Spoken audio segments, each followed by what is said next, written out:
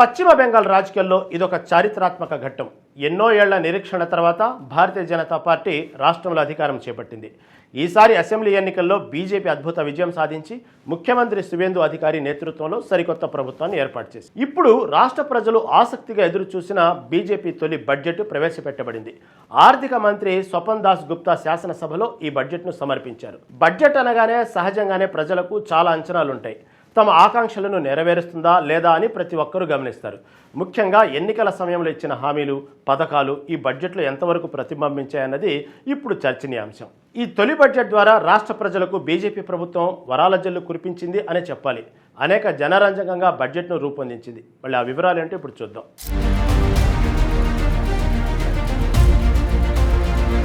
పశ్చిమ బెంగాల్ ఆర్థిక వ్యవస్థను గాడిన పెట్టడం, రాష్ట్ర అభివృద్ధిని వేగవంతం చేయడం లక్ష్యంగా ఈ బడ్జెట్ను రూపొందించారు ఆర్థిక మంత్రి స్వపన్ దాస్ గుప్తా.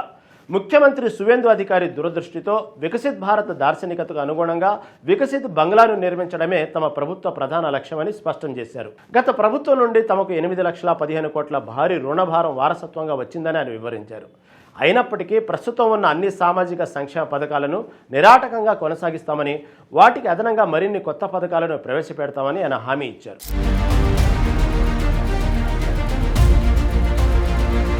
ఈ బడ్జెట్లో రాష్ట్ర రుణభారాన్ని తగ్గించడం, ఆదాయ వసూళ్లను పెంచడం, మౌలిక సదుపాయాల ఆధారిత వృద్ధిని వేగవంతం చేయడంపై ప్రధానంగా దృష్టి సారించినట్లు ఆర్థిక మంత్రి తెలిపారు.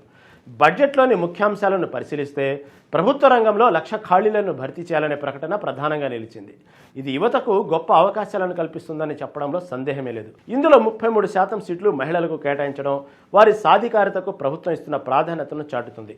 పోలీస్ శాఖలో 20,000 పోస్టులు, విద్యాశాఖలో 50,000 టీచింగ్, నాన్ టీచింగ్ పోస్టులను భర్తీ చేయనున్నారు. ప్రభుత్వ ఉద్యోగాలకు దరఖాస్తు చేసుకునే అభ్యర్థుల గరిష్ట వయోపరిమితిలో ప్రస్తుతం ఉన్న 5 ఏళ్ల సడలింపును మరో 2 ఏళ్ల పాటు పొడిగించడం నిరుద్యోగులకు మరింత ఊరటనిస్తుంది.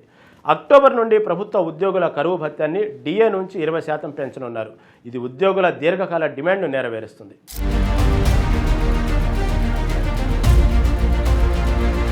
ఈ బడ్జెట్లో మహిళా సంక్షేమం, గ్రామీణాభివృద్ధికి పెద్దపీట వేయడం గమనార్హం. ప్రభుత్వ సాయం పొందే పాఠశాలల్లో చదువుకునే బాలికలకు 50,000 స్కాలర్షిప్ అందజేయాలని నిర్ణయించారు. ఈ పథకం విద్యార్థినులకు ఉన్నత విద్యను అభ్యసించేందుకు ప్రోత్సాహాన్ని అందిస్తుంది. అలాగే మహిళలకు ఉచిత బస్సు సౌకర్యాన్ని అందిస్తున్న రాష్ట్రాల జాబితాలో బెంగాల్ కూడా చేరింది. ఇందుకోసం 550 కోట్లు కేటాయించారు. త్వరలోనే పింక్ కార్డు పథకాన్ని ప్రారంభించి దీని ద్వారా మహిళలు ఉచితంగా బస్సులో ప్రయాణించి వీలు కల్పిస్తారు. ఇది మహిళల రాకపోకలను సులభతరం చేయడంతో పాటు వారి ఆర్థిక భారాన్ని తగ్గిస్తుంది. అన్నపూర్ణ యోజన పథకం కోసం 36,000 కోట్లు కేటాయించారు. ఇది ఆహార భద్రతకు ప్రభుత్వ నిబద్ధతను తెలియజేస్తుంది.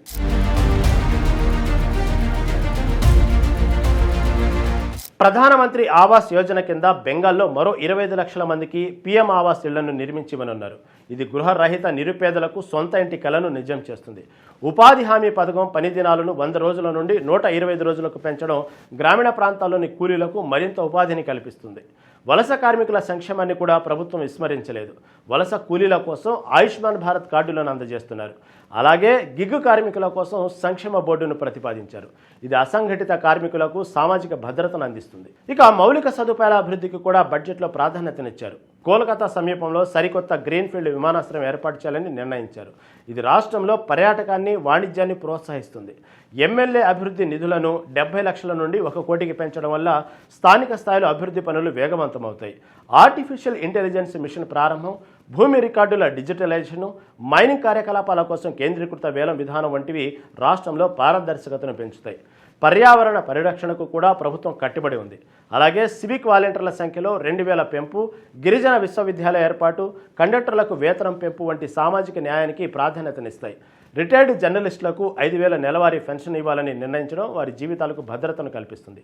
ఈ బడ్జెట్ ద్వారా పశ్చిమ బెంగాల్ సర్వతోముఖాభివృద్ధికి ప్రభుత్వం సంకల్పించిందని స్పష్టమవుతుంది.